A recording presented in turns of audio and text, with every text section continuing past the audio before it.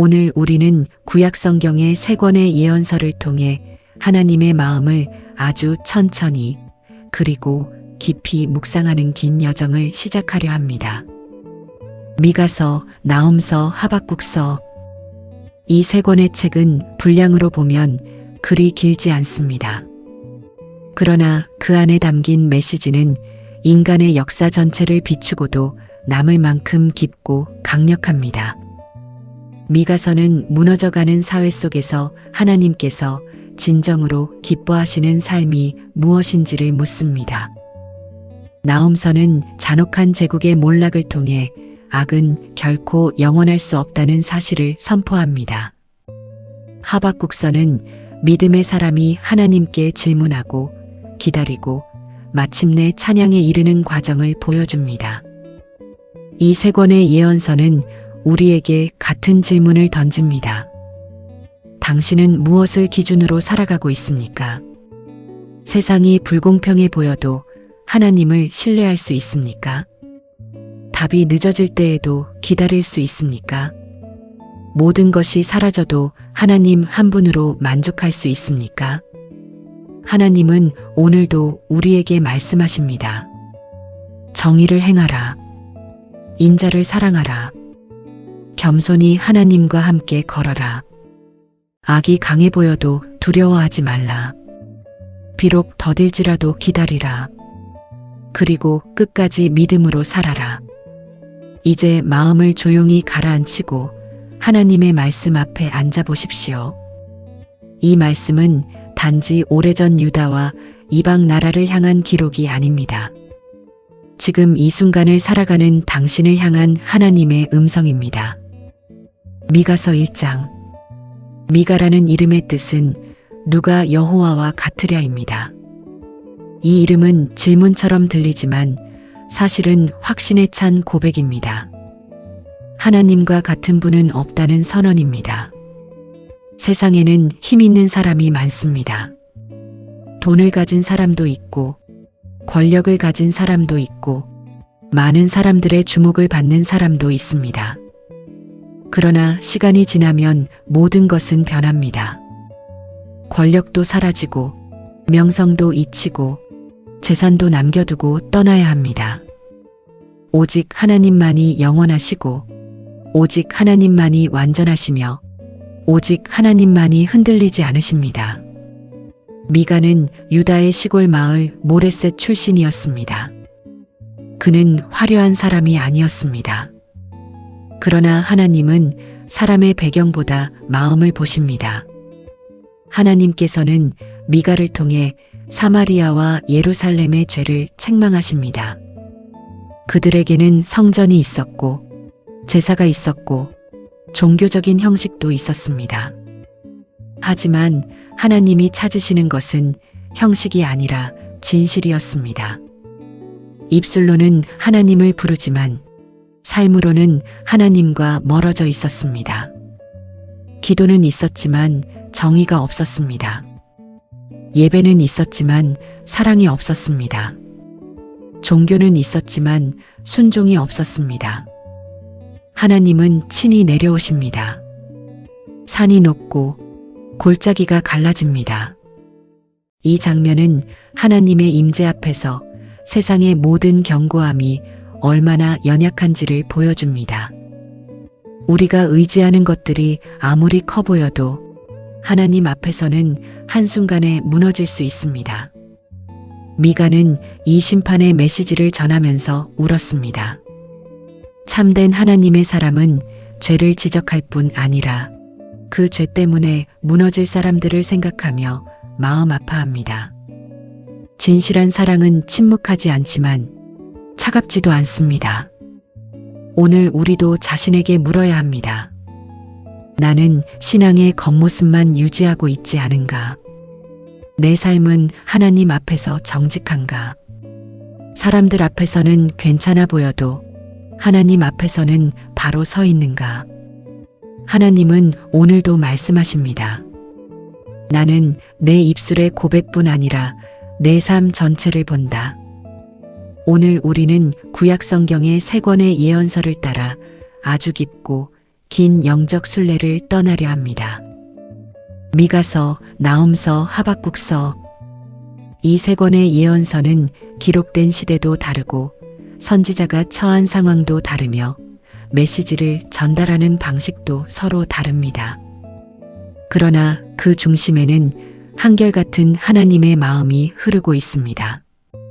하나님은 세상의 악을 결코 외면하지 않으십니다.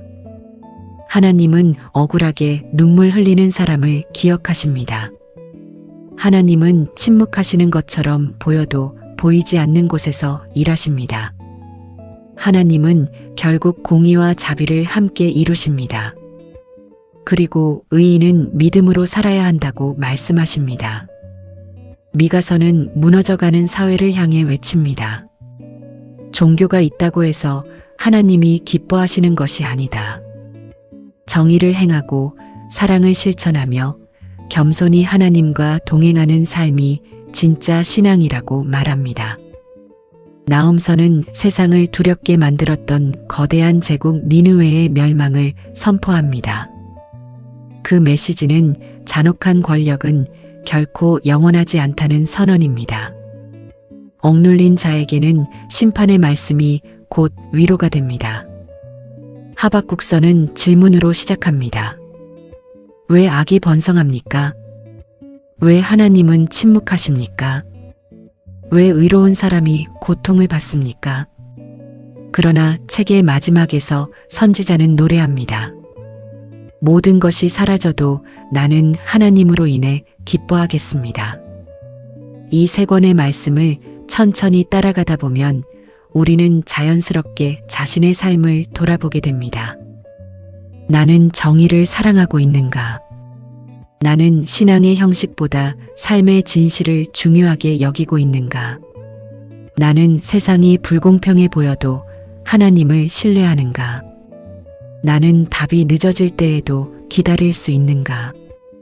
나는 모든 것이 사라져도 하나님 한 분으로 만족할 수 있는가? 그리고 하나님은 오늘 우리에게 조용히 말씀하십니다. 정의를 행하라. 인자를 사랑하라. 겸손히 나와 함께 걸어라. 악이 강해 보여도 두려워하지 말라. 답이 늦어 보여도 기다려라. 그리고 끝까지 믿음으로 살아라. 이제 마음을 고요히 하고 하나님의 말씀 앞에 앉아 보십시오. 오늘 이 말씀은 단지 오래전 유다와 이방 나라를 향한 예언이 아니라 지금 이 시대를 살아가는 우리 각자에게 주시는 하나님의 살아있는 음성이 될 것입니다. 미가서 1장. 미가라는 이름의 뜻은 누가 여호와와 같으랴입니다. 이 이름 자체가 신앙의 선언입니다. 세상에는 강한 자가 많습니다. 돈이 많은 사람도 있습니다. 권력을 가진 사람도 있습니다. 사람들의 존경을 받는 사람도 있습니다. 그러나 하나님과 비교할 존재는 아무도 없습니다. 미가는 유다의 작은 시골 마을 모레셋 출신이었습니다. 그는 예루살렘의 귀족도 아니었고 화려한 배경을 가진 사람도 아니었습니다. 하지만 하나님은 늘 세상이 주목하지 않는 사람을 통해 가장 중요한 말씀을 전하십니다. 미가 1장에서 하나님은 사마리아와 예루살렘의 죄를 심판하시기 위해 친히 내려오십니다. 산은 녹아내리고 골짜기는 갈라집니다. 밀랍이 불 앞에서 녹듯이 물이 비탈을 따라 쏟아지듯이 세상의 견고함이 무너집니다. 이 장면은 우리에게 중요한 사실을 알려줍니다. 아무리 강해 보이는 것도 하나님 앞에서는 영원하지 않습니다. 당시 백성들은 종교적인 형식을 유지하고 있었습니다. 제사를 드렸고 절기를 지켰고 성전도 있었습니다. 그러나 마음은 하나님에게서 멀어졌습니다. 종교는 있었지만 정의는 없었습니다. 기도는 있었지만 사랑은 없었습니다. 예배는 있었지만 삶은 변하지 않았습니다. 하나님은 예배당 안의 모습만 보시는 분이 아닙니다. 가정에서 하는 말, 일터에서의 태도, 돈을 대하는 기준, 약한 사람을 대하는 방식까지 모두 보고 계십니다. 미가는 이 심판의 말씀을 전하면서 울었습니다. 그는 차갑게 죄를 지적하지 않았습니다. 하나님의 마음을 품고 아파했습니다. 참된 신앙은 진실을 말할 용기와 사람을 향한 눈물을 함께 가지고 있습니다. 오늘 우리도 조용히 자신에게 질문해 봅니다. 나는 신앙의 형식만 붙잡고 있지는 않은가? 내 삶은 하나님 앞에서 정직한가? 겉으로는 괜찮아 보여도 마음은 하나님에게서 멀어져 있지 않은가? 하나님은 오늘도 말씀하십니다. 나는 내 예배뿐 아니라 내 삶 전체를 본다. 미가서 2장. 미가 2장은 밤에 누워서도 탐욕을 계획하는 사람들을 고발합니다.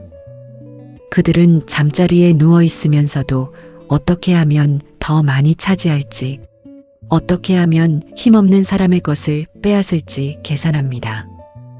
욕심은 순간적인 감정이 아닙니다. 오랜 시간 마음속에서 자라나는 방향성입니다. 욕심이 커질수록 양심은 작아지고 타인의 눈물은 보이지 않게 됩니다. 당시 권력자들은 사람들의 땅을 빼앗았습니다. 성경시대의 땅은 단순한 재산이 아니라 가족의 삶과 미래였습니다. 땅을 빼앗는 것은 곧 한 가문의 생존을 무너뜨리는 일이었습니다.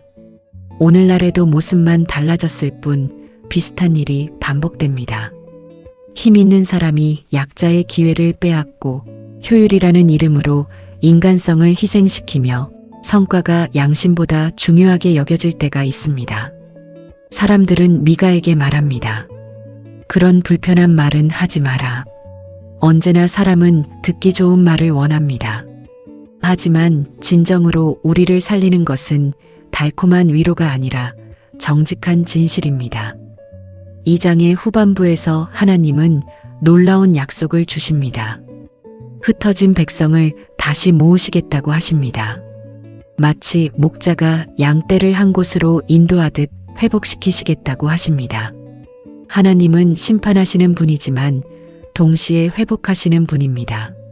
무너뜨리시는 목적은 끝내기 위함이 아니라 다시 세우기 위함입니다. 지금 삶이 흩어진 것처럼 느껴져도 하나님은 다시 모으실 수 있습니다.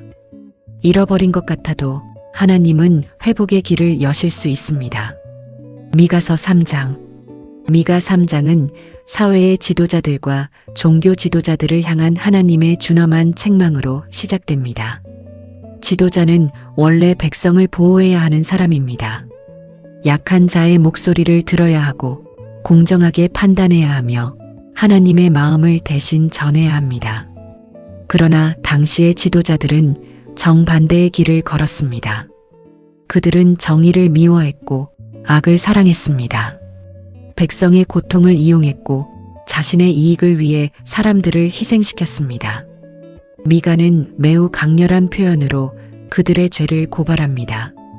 백성의 살을 뜯고 뼈를 꺾는 자들처럼 묘사합니다. 이 표현은 문자적인 폭력만을 의미하는 것이 아닙니다.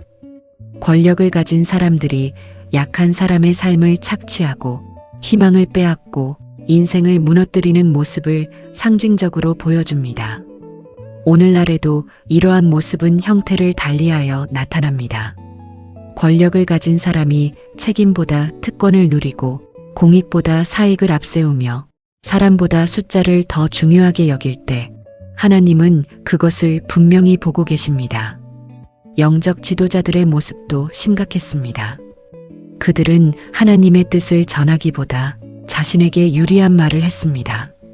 돈을 주면 평안을 말하고 돈을 주지 않으면 재앙을 말했습니다. 진리가 거래의 대상이 된 것입니다.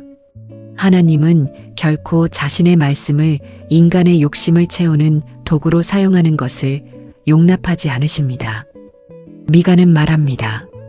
나는 여호와의 영으로 충만하여 정의와 용기로 야곱의 허물과 이스라엘의 죄를 선포한다. 이것이 참된 하나님의 사람의 모습입니다. 사람을 기쁘게 하기보다 하나님을 기쁘게 하려는 사람. 인기보다 진실을 선택하는 사람.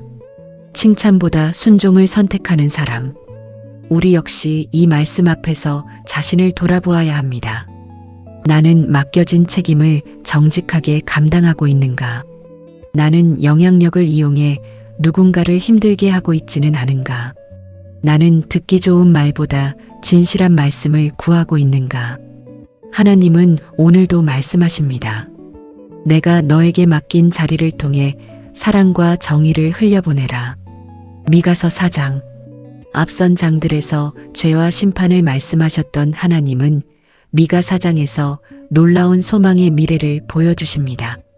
말일에 여호와의 산이 모든 산 위에 굳게 설 것이며 많은 민족이 그곳으로 몰려올 것입니다. 사람들은 말합니다. 오라, 우리가 여호와의 산에 올라가자. 그분의 길을 배우자. 이 장면은 하나님의 나라가 특정 민족만을 위한 나라가 아니라 모든 민족을 향해 열려있는 나라임을 보여줍니다. 그리고 가장 유명한 말씀이 이어집니다. 칼을 쳐서 보습을 만들고 창을 쳐서 낫을 만들 것이다. 전쟁의 무기가 생명을 돌보는 도구로 바뀝니다. 사람을 죽이던 것이 사람을 살리는 도구로 변합니다. 이것이 하나님의 나라입니다. 상처가 치유로 바뀌고 분열이 화해로 바뀌며 두려움이 평안으로 바뀌는 나라. 각 사람이 자기 포도나무와 무화과나무 아래 앉게 된다는 표현은 완전한 안식을 의미합니다. 누군가에게 빼앗길 걱정이 없고 내일을 두려워할 필요가 없으며 하나님 안에서 안전함을 누리는 상태입니다. 우리의 현실은 아직 완전하지 않습니다. 그러나 하나님의 나라는 이미 시작되었고 장차 완전하게 이루어질 것입니다. 그날을 바라보는 사람은 오늘의 혼란 속에서도 소망을 잃지 않습니다. 미가서 5장. 미가 5장은 메시아에 대한 가장 놀라운 예언 중 하나를 담고 있습니다. 베들레헴 에브라다야, 너는 작을지라도 내게서 이스라엘을 다스릴 자가 나오리라. 베들레헴은 작은 마을이었습니다. 사람들의 눈에 특별한 곳이 아니었습니다. 그러나 하나님은 늘 작은 곳에서 가장 위대한 일을 시작하십니다. 사람들은 큰 것을 주목하지만 하나님은 준비된 마음을 주목하십니다. 이 예언은 예수 그리스도 안에서 완전하게 성취되었습니다. 작은 마을에서 태어나신 예수님은 온 세상의 참된 목자가 되셨습니다. 미가는 그분이 양떼를 먹이시고 평강이 되실 것이라고 예언합니다. 세상이 주는 평안은 상황에 따라 흔들리지만 하나님이 주시는 평안은 어떤 환경에서도 중심을 지켜줍니다. 혹시 자신이 너무 작고 보잘것없다고 느껴진다면 베들레헴을 기억하십시오. 작은 시작이 하나님의 손 안에 있을 때 그것은 세상을 바꾸는 출발점이 될 수 있습니다. 미가서 6장. 미가 6장은 마치 법정과 같은 장면으로 시작됩니다. 하나님은 백성을 향해 말씀하십니다. 내가 내게 무엇을 하였느냐?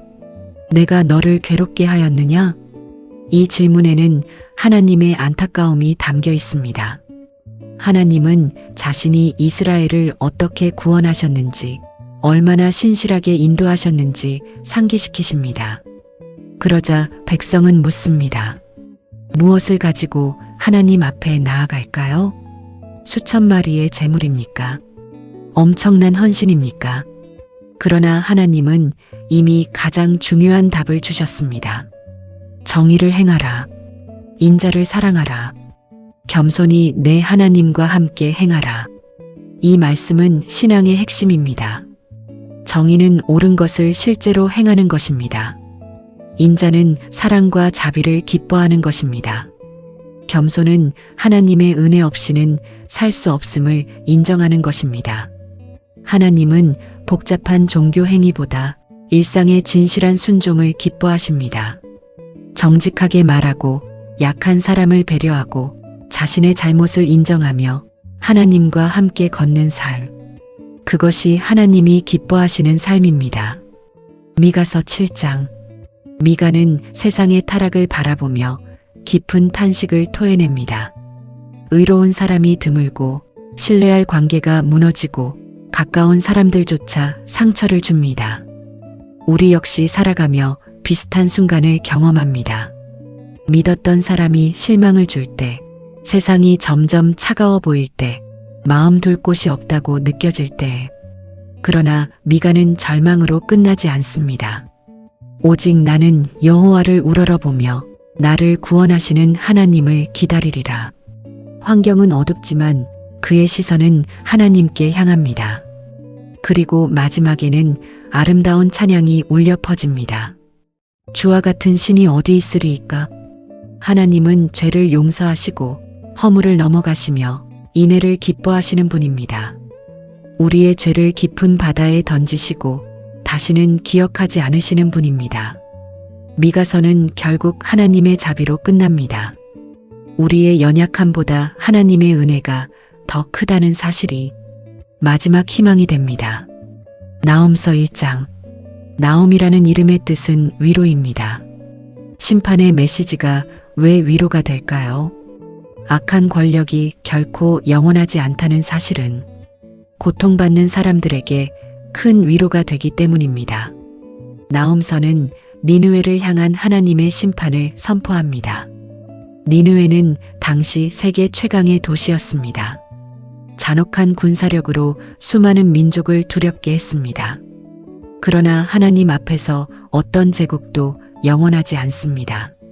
하나님은 질투하시며 공의로 심판하시는 분이지만 동시에 자신에게 피하는 자를 아시는 선하신 분입니다. 이 말씀은 믿는 자에게 큰 위로가 됩니다. 세상이 당신을 몰라줘도 하나님은 당신을 알고 계십니다. 당신의 눈물도, 당신의 기도도, 당신의 기다림도 기억하고 계십니다. 나홈서 2장. 나홈 2장은 니느웨의 함락을 매우 생생하게 묘사합니다. 전차가 질주하고 성문이 열리며 궁전이 무너지고 사람들은 혼란에 빠집니다. 한때 사자처럼 강하던 제국은 순식간에 폐허가 됩니다. 이 장은 인간의 힘이 얼마나 덧없는지를 보여줍니다. 아무리 강해 보여도 하나님의 때가 되면 무너집니다. 우리 삶을 짓누르는 거대한 문제도 마찬가지입니다. 지금은 견딜 수 없을 만큼 커 보여도 하나님께서 역사하시면 상황은 바뀔 수 있습니다. 나홈서 3장. 니느웨의 죄가 다시 한번 자세히 드러납니다. 피해 성, 거짓, 약탈, 잔혹함, 힘으로 다른 나라를 짓밟고 거짓으로 자신을 포장하며 탐욕으로 불을 쌓았습니다. 하나님은 말씀하십니다. 내가 내 대적이 되었다. 세상에서 가장 두려운 일은 하나님이 대적이 되시는 것입니다. 반대로 하나님이 우리 편이시라면 결국 두려워할 것은 없습니다. 악은 오래가는 것처럼 보일 수 있습니다. 그러나 결코 영원하지 않습니다. 하나님의 공의는 반드시 드러납니다. 하박국서 1장. 하박국은 솔직한 질문으로 하나님께 나아갑니다. 여호와여, 내가 부르짖어도 왜 듣지 않으십니까? 이 질문은 오늘 우리 모두의 질문이기도 합니다. 왜 악이 계속되는가? 왜 불의가 번성하는가? 왜 하나님은 침묵하시는 것 같은가? 하나님은 놀라운 답을 주십니다. 바벨론을 사용해 역사하시겠다는 것입니다. 그러자 하박국은 더 혼란스러워집니다. 어떻게 더 악한 민족을 사용하실 수 있습니까? 믿음은 모든 답을 다 아는 상태가 아닙니다. 이해되지 않는 질문을 가지고도 하나님 앞에 머무는 것입니다. 기도는 의심이 없을 때만 하는 것이 아니라 의문이 있어도 하나님을 떠나지 않는 것입니다. 하박국서 2장. 하박국은 망대에 서서 하나님의 응답을 기다립니다. 기다림은 믿음의 중요한 훈련입니다. 하나님은 말씀하십니다. 비록 더딜지라도 기다리라. 반드시 이루어진다. 그리고 성경 전체를 관통하는 위대한 선언이 나옵니다. 의인은 믿음으로 말미암아 살리라. 믿음은 상황이 좋아서 평안한 것이 아닙니다. 상황이 불안해도 하나님을 신뢰하는 것입니다. 보이지 않아도 믿고 답이 없어도 기다리며 흔들려도 하나님을 붙드는 삶. 그것이 믿음으로 사는 삶입니다. 하박국서 3장. 질문으로 시작한 하박국은 찬양으로 끝납니다. 그는 하나님의 위엄과 능력을 묵상하며 두려움 대신 신뢰를 선택합니다. 그리고 믿음의 절정을 이루는 고백을 드립니다. 비록 무화과 나무가 무성하지 못하고 포도나무에 열매가 없고 감람나무에 소출이 없으며 외양간에 소가 없을지라도 나는 여호와로 말미암아 즐거워하리라. 나의 구원의 하나님으로 말미암아 기뻐하리라. 이 고백은 환경이 좋아서 나오는 말이 아닙니다. 환경과 상관없이 하나님이 선하시다는 믿음에서 나오는 고백입니다. 믿음은 모든 것을 가진 상태가 아니라 하나님 한 분으로 충분하다고 고백하는 삶입니다. 하박국은 결국 깨닫습니다. 질문보다 크신 하나님, 상황보다 크신 하나님, 두려움보다 크신 하나님이 자신과 함께 하신다는 사실을 미가서는 우리에게 말합니다. 정의를 행하라. 인자를 사랑하라. 겸손히 하나님과 동행하라. 나훔서는 말합니다. 악은 결코 영원하지 않다. 하나님은 반드시 공의를 이루신다. 하박국서는 말합니다. 질문해도 괜찮다. 그러나 끝까지 믿음으로 살아야 한다. 세 권의 예언서는 서로 다른 목소리로 같은 진리를 전합니다. 하나님은 살아계십니다. 하나님은 지금도 일하고 계십니다. 하나님은 악을 심판하시고 상한 마음을 위로하시며 믿음의 사람을 끝까지 붙드십니다. 오늘 우리는 미가서 3장부터 시작해 나훔서와 하박국서까지 함께 묵상했습니다. 정의를 잃은 세상을 향한 하나님의 경고를 들었고 악은 결코 영원하지 않다는 위로를 받았으며 질문 속에서도 믿음으로 살아가는 길을 배웠습니다. 세상이 흔들려도 하나님은 흔들리지 않으십니다. 답이 늦어 보여도 하나님은 일하고 계십니다.